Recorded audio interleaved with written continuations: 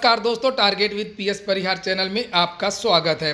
इस चैनल के माध्यम से आप लोगों को विद्यार्थी जीवन से संबंधित सभी सूचनाएं प्रदान की जाती हैं। उसी क्रम में आज के इस वीडियो में हम लोग बात करेंगे यूपी ट्रिपल एससी की भर्ती लेखपाल की, और उसके बाद में हम लोग बात करेंगे उत्तर प्रदेश दरोगा भर्ती की। तो वीडियो को जल्दी से लाइक कर दें, शेयर कर दें, और जिन छात्रों ने चैनल को अभी भी सब्सक्राइब ना किया हो तो जल्दी से सब्सक्राइब कर लें, ताकि आप लोगों को भी इसी तरह की ऑथेंटिक अपडेट्स सबसे पहले मिलती रहें। चलिए शुरू करते हैं। यूपी ट्रिपल एससी पीईटी का परिणाम जारी हो गया है और अब विद्यार्थियों को सबसे ज़्यादा इंतजार है लेखपाल भर्ती के नोटिफिकेशन का।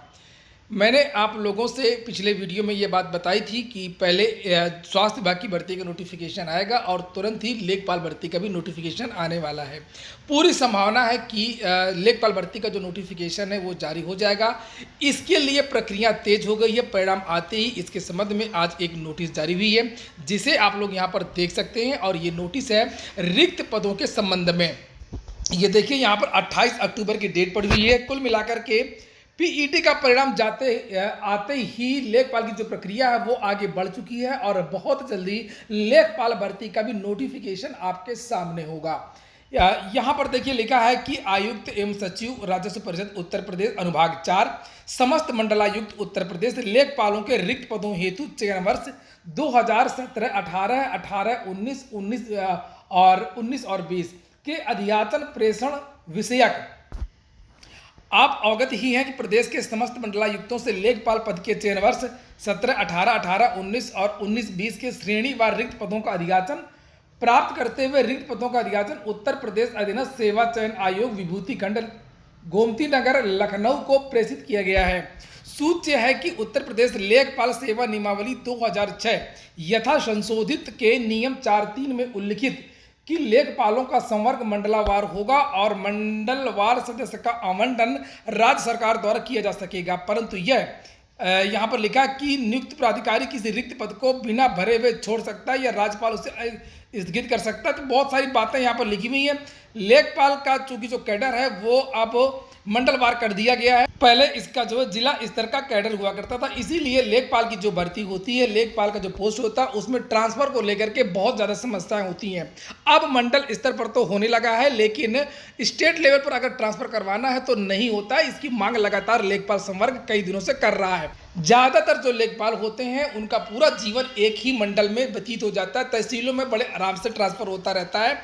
चूँकि जिला स्तर का कैडर है तो एक तहसील से दूसरे तहसील इनको भेज दिया जाता है। यहाँ पर बहुत सारी बातें इसमें लिखी हुई हैं, और आपके काम की बात यह है कि यहाँ पर अध्याचन के लिए लिखा है कि 30 जुलाई 2021 प्रति संलग्न के परिप्रेक्ष्य में पुनः मंडलवार लेखपाल के रिक्त पदों हेतु चयन वर्ष 2017, 18, 18, 19 व चयन वर्ष 2019, 20 का श्रेणीवार रिक्त पदों को त्रुटि रहित अध्याचन शासनादेश के अनुसार स्वहस्ताक्षरित अध्याचन सचिव उत्तर प्रदेश अधीनस्थ सेवा चयन आयोग गोमती नगर लखनऊ द्वारा नियत प्रारूप तथा परिषद द्वारा नियत प्रारूप का व ख पर भी प्रत्येक दशा में लिखा है यहाँ पर कि ये जो अध्याचन है वो 1 नवंबर 2021 तक परिषद को विशेष वाहक के माध्यम से प्रातः 11 बजे तक अनुभाग 4 के ये ईमेल है वहाँ की अनुभाग 004@gmail.com पर उपलब्ध कराना सुनिश्चित करें। तो ये जो है अध्याचन पुनः मंगाया गया है, जिसकी लास्ट डेट 1 नवंबर रखी गई है, और उम्मीद है कि अध्याचन पहुंचते ही और जो ट्रिपल सी वाला मामला है उसको सॉर्ट आउट होते ही लेखपाल भर्ती का भी विज्ञापन बहुत जल्दी आपके सामने होगा। पुनः अध्याचन मांगा गया है तो सीधी सीधी बात है कि इसमें पदों की संख्या बढ़नी तय है। जब भी दोबारा अध्याचन मांगा जाता है, कोशिश की जाती है, तब पद कम नहीं होते हैं, पद बढ़ते ज़रूर हैं। चूँकि लेखपाल पोस्ट ऐसी होती है कि ऐसा नहीं है कि किसी का प्रमोशन हो जाएगा तो वो लेखपाल बन जाएगा। राजस्व विभाग में सबसे जो छोटा पोस्ट होता है वो लेखपाल का ही होता है। हालांकि उसके नीचे प्राइवेट होते हैं, चेयरमैन जिसे कहा जाता है, फिर लेकिन उसके कोई भर्ती नहीं होती है। वो ऐसी संविदा पे या इस तरीके से वो खुद रख लेते हैं। लेकिन सबसे नीचे जो होता है वो लेखपाल ही होता है। लेखपाल के बाद में कानूनगो होता है, जिसे आप रेवेन्यू इंस्पेक्टर बोलते हैं। रेवेन्यू इंस्पेक्टर के बाद में नायब तहसीलदार होता है, फिर तहसीलदार होता है, तहसीलदार के बाद एसडीएम, एसडीएम के बाद में फिर आपका जिलाधिकारी होता है। तो ये राजस्व विभाग के पदों का क्रम है। और इस बीच में अभी पिछले 2-3 महीने पहले ही एक समाचार पत्रों के माध्यम से जानकारी दी गई थी कि बहुत सारे लेखपालों को जो है प्रमोशन कर दिया गया है, उनको कानून को यानी कि रेवेन्यू इंस्पेक्टर बना दिया गया है। अभी उत्तर प्रदेश के जो मुख्यमंत्री हैं योगी आदित्यनाथ, उन्होंने नियमावली में आदेश भी दिया था और नियमावली संशोधित भी की थी कि जितने भी प्रमोशन वाले पद हैं उनको जल्द से जल्द भरा जाए। और ये प्रमोशन हो भी गया है। आज सुबह के समाचार पत्रों में भी जानकारी दी गई थी। मैंने आप लोगों को बताया भी था कि LT ग्रेड में लगभग 450 जो LT ग्रेड की शिक्षिकाएँ थीं उनको प्रवक्ता बना दिया गया है।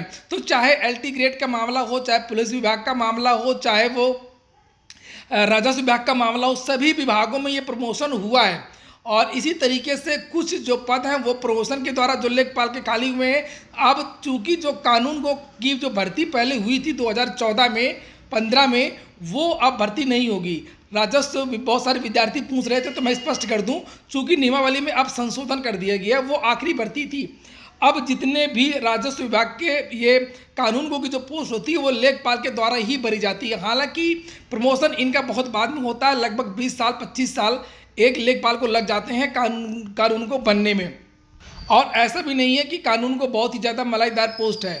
आधे से ज़्यादा लेखपाल प्रमोशन लेने से इनकार भी कर देते हैं कि हमको कानून को नहीं बनना है, हमको लेखपाल ही बना रहने दो। तो ये ऐसा भी होता है, तो ऐसा भी नहीं है। तो फिलहाल जो प्रमोशन हुए इस बीच, उसका भी प्रभाव आपको इस भर्ती में देखने को मिलेगा।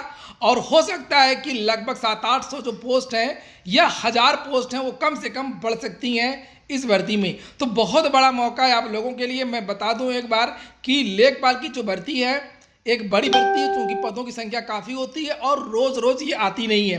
2015 में ये भर्ती आई थी, उसके पहले एक बार 2007 में बैकलॉग की एक भर्ती आई थी, उसके पहले 2001 में आई थी। तो लगभग 7-8 साल बाद ही ये भर्ती देखने को मिलती है।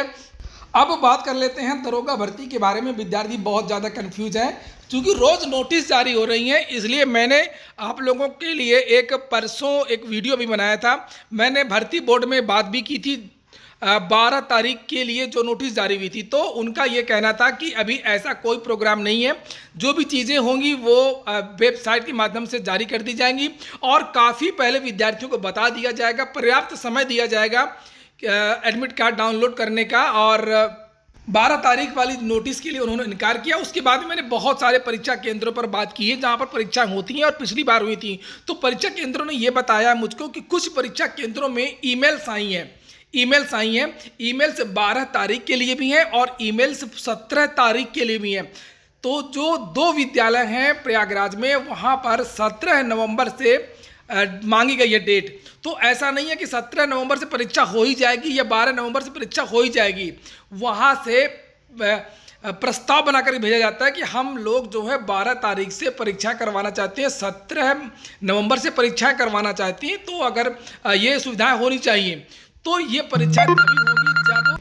परीक्षाएं तभी होंगी जब सभी सेंटर मिल जाएंगे। तो ये केवल उनका प्रस्ताव है, ये निश्चित तारीख नहीं है। निश्चित तारीख के लिए विद्यार्थियों को थोड़ा सा इंतजार करना पड़ेगा। हालांकि पुलिस भर्ती बोर्ड पूरी कोशिश कर रहा है कि नवंबर की कोई ना कोई डेट मिल जाए और पूरे जो परीक्षा केंद्र क्षमता के अनुसार थोड़ा सा इंतजार अभी करना होगा। और ये 12 तारीख वाली जो डेट है ये भी निश्चित डेट नहीं है, 17 तारीख है ये भी निश्चित डेट नहीं है। लेकिन ये जानकारी मिली है परीक्षा केंद्रों में कि 3 नवंबर तक एग्जैक्ट डेट सबको बता दी जाएगी कि इस तारीख को जो है क्लियर हो गया है और इस तारीख से जो परीक्षाएं शुरू हो जाएंगी। तो आप लोगों को अभी 3-4 दिन इंतजार करना होगा।